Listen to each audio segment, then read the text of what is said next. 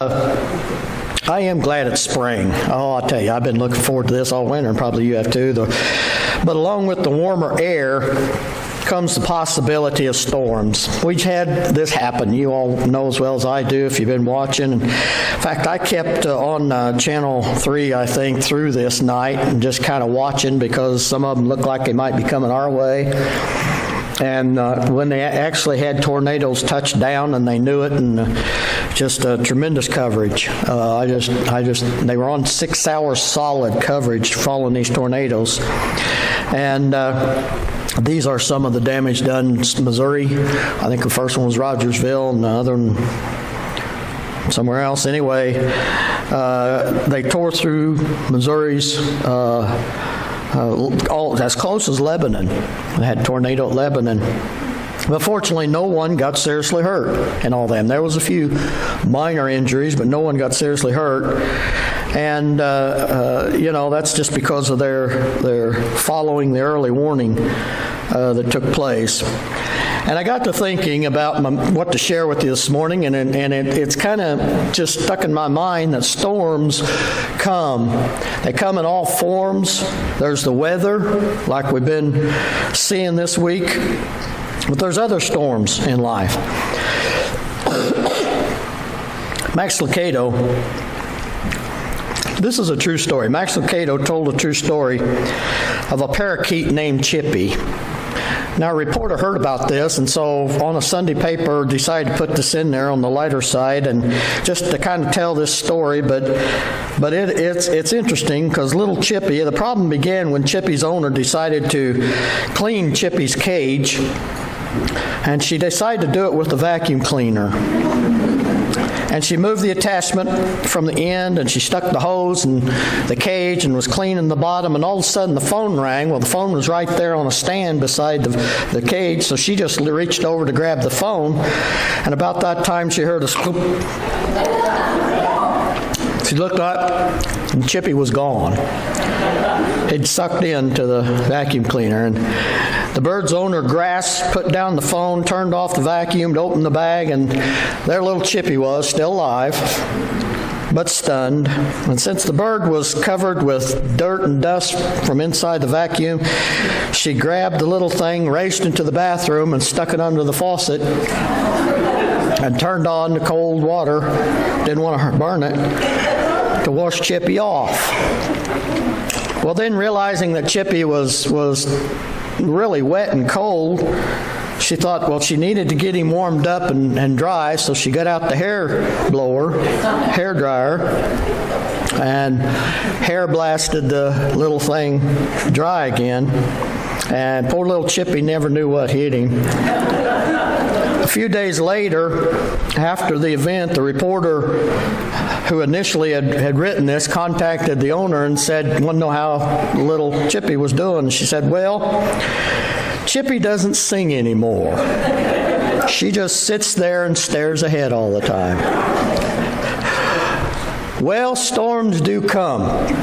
And if we're not careful, we'll have real problems dealing with them. We will be left sitting and staring ahead, not knowing what to do, and wondering what has happened and why. And there are some facts about storms that we all know and should realize. First of all, storms will come. That's a given.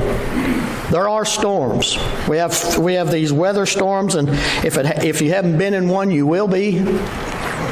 No matter who we are or what our situation or status in life is, or maybe there will come difficult times.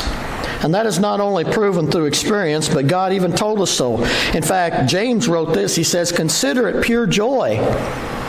That's kind of odd. Consider it pure joy, my brothers, whenever you face trials of many kinds, because you know that the testing of your faith develops perseverance. Perseverance must finish its work so that you may be mature and complete, not lacking in anything. So first of all, they will come. Also, storms will come to everybody. They'll come to all of us. No one's exempt from the storms of life. Some are more severe than others, but everyone faces storms. That's why Jesus in the Sermon on the Mount made that statement. He says that God causes his sun to rise on the evil and the good, and sends rain on the righteous and unrighteous. And I think another thing that we know about storms is sometimes they come suddenly and unexpectedly. This past week, the reason that there was no deaths, I think, most likely, from the many tornadoes that touched down was because of the early warning systems that are now in place. If people will pay attention to the warnings, then they can seek shelter in the time of the storm. And the disciples of Jesus, who became then later the apostles, in their experience, they experienced storms many times of different kinds. They experienced literal storms. Some of those were recorded in the Scriptures. One storm was on the Sea of Galilee, or two storms were on the Sea of Galilee. The Sea of Galilee is actually not it's actually a big lake, a huge lake, inland lake, and it's miles across. And this small sea, if you will, is actually 700 feet below sea level. But surrounding this lake are mountains.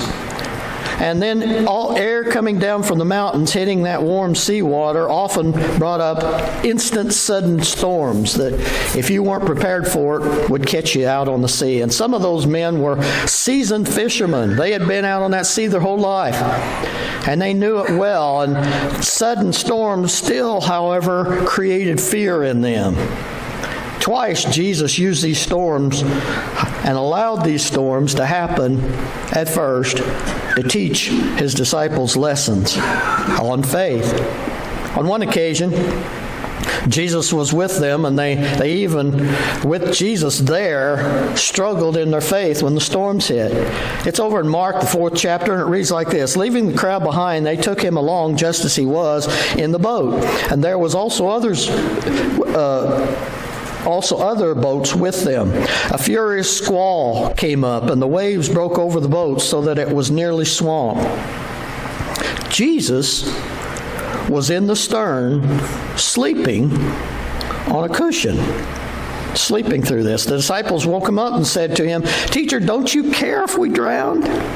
He got up, rebuked the wind, and said to the waves, "Quiet, be still." And then the wind died down, and it was completely calm. He said to his disciples, "Why are you so afraid? Do you still have no faith?" They were terrified and asked each other, "Who is this? Even the wind and the waves obey him." On another occasion, they were crossing the sea, but this time Jesus wasn't with them.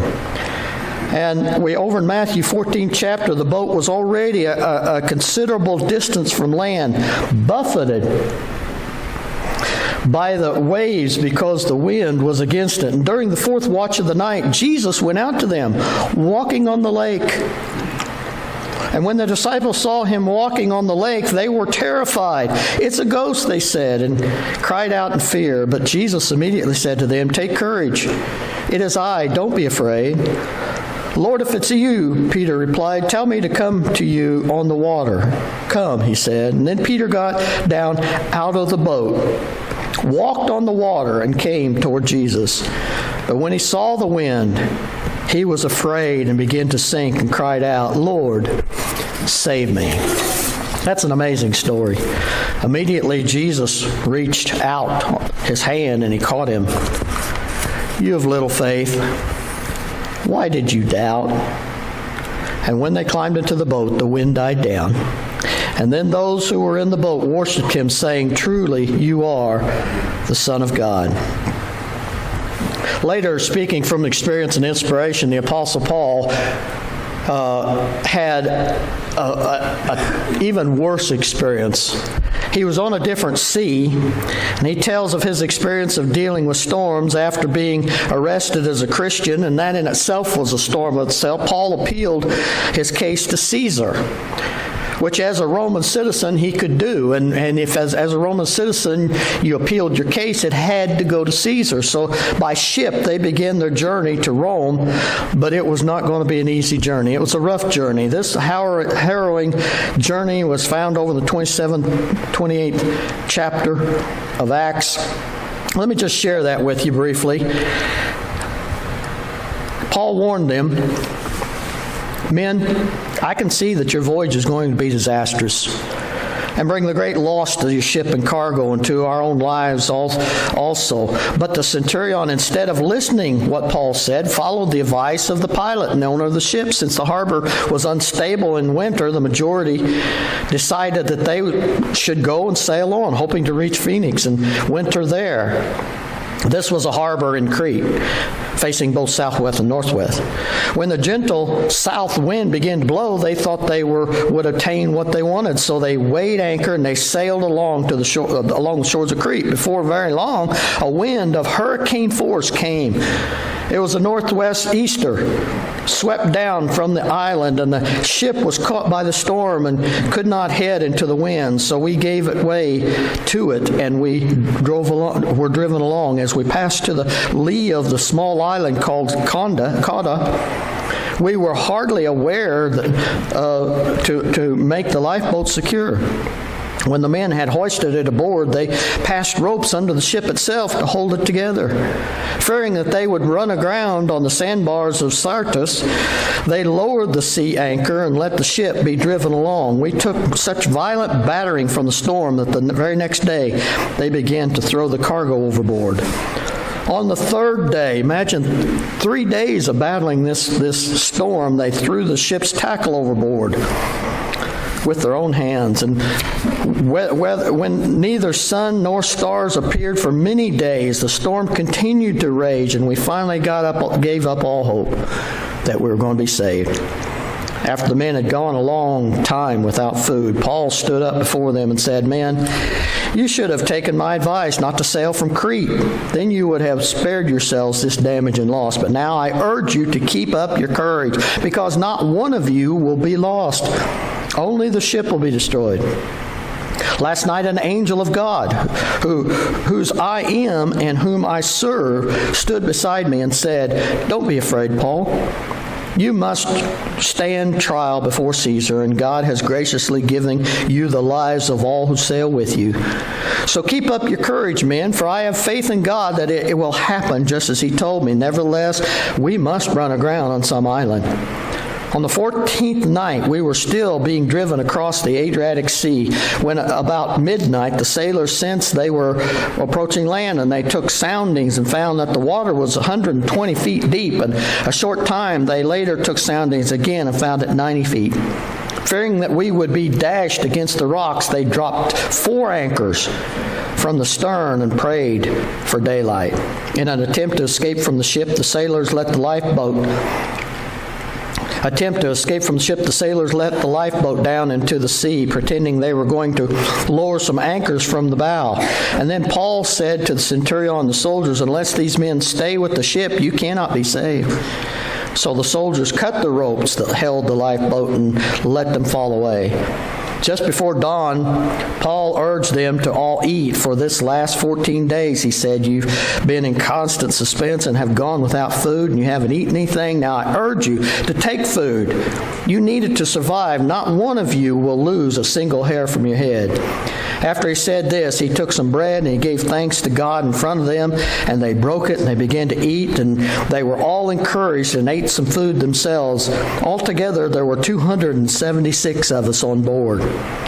When they had eaten as much as they wanted, they lightened the ship by throwing the grain into the sea. And when daylight came, they did not recognize the land, but they saw a bay with a sandy beach where they decided to run the ship aground if they could. So they cut loose the anchors and they let them into the sea at the same time, untying the ropes that held the rudder. Then they hoisted the foresails to the wind and made for the beach. But the ship struck a sandbar and ran aground. And the bow struck fast and would not move, and the stern was broken into pieces by pounding surf. And the soldiers planned to kill the prisoners, preventing them from swimming away and escaping. But the centurion wanted to spare Paul's life and kept them from carrying out their plan. He ordered those who could swim to jump aboard first and get to land, and the rest were to get there on planks or in pieces of ship. In this way, everyone did reach land safely.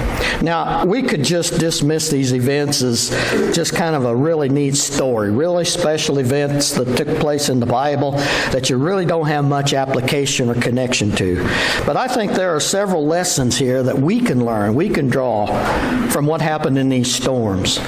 No matter what they may be, no matter what storms we face, we can glean from these events in Scriptures to learn.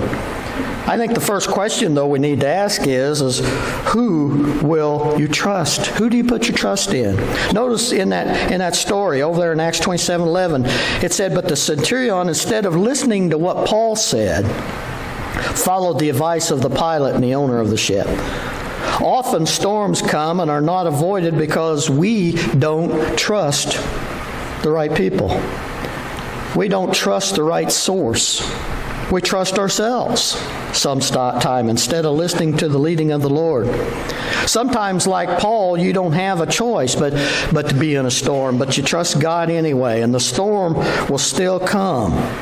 It'll still batter, but God will always be there working in it for the good of those who will put their trust and faith in Him. So how do you deal with them? What do we do in storms? First, I think we have to realize that God gives us friends in storm.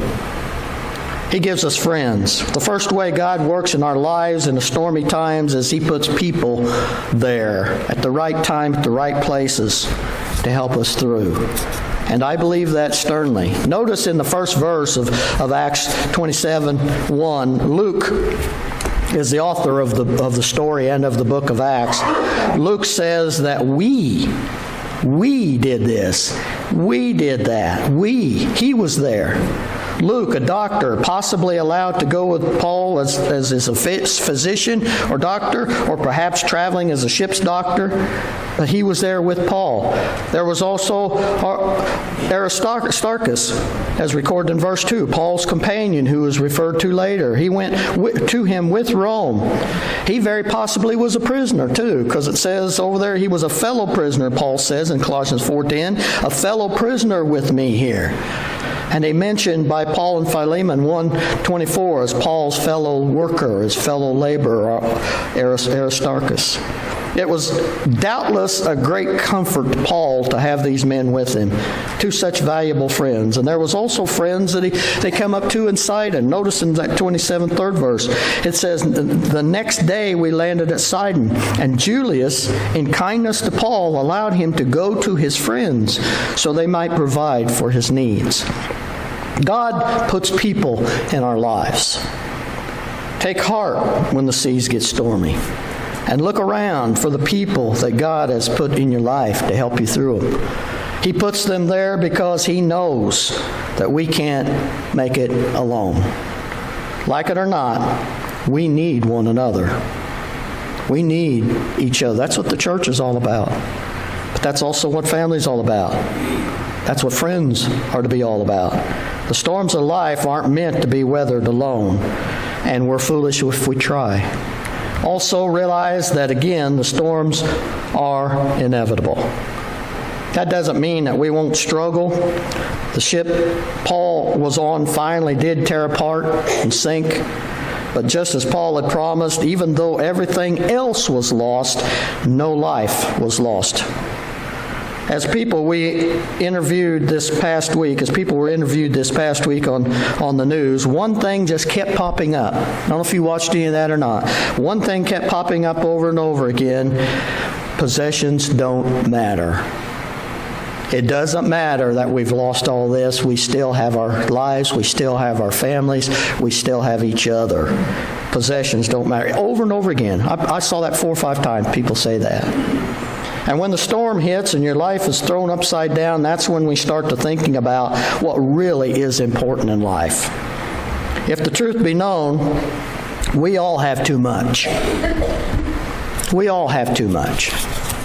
And sometimes we all have too much baggage.